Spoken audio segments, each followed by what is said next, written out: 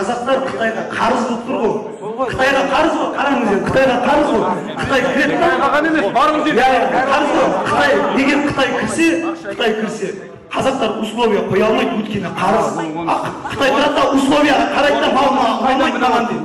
Қайдан біліп ол маған ұнамайды дейді. Ол маған ұнамайды дейді. Қарызымды бер дейді болмаса. Жер халықтық деп отыр аға. Жер халықтық о.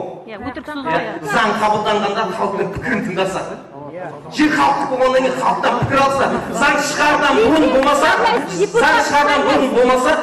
біз өстейін ба? Сайлау өтіп жатыр, брошюра жіберсе, халыққа брошюра жіберсе, мейлі онлайн жібереді ма, интернет мейлі хаттама жібереді ма, қолдап болса да, халықтың басым пайызы қалай сөйлейді? Қазір дамыған заманды 21 бұндай митинг болмайды да, бұндай митинг болмайды.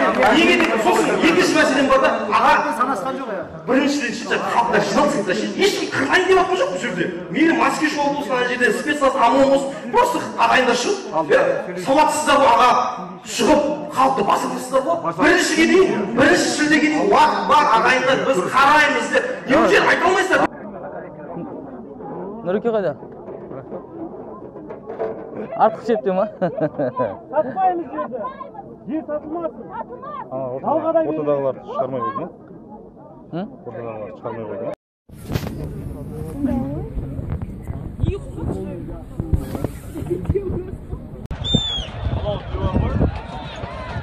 Артан жақтағы ортада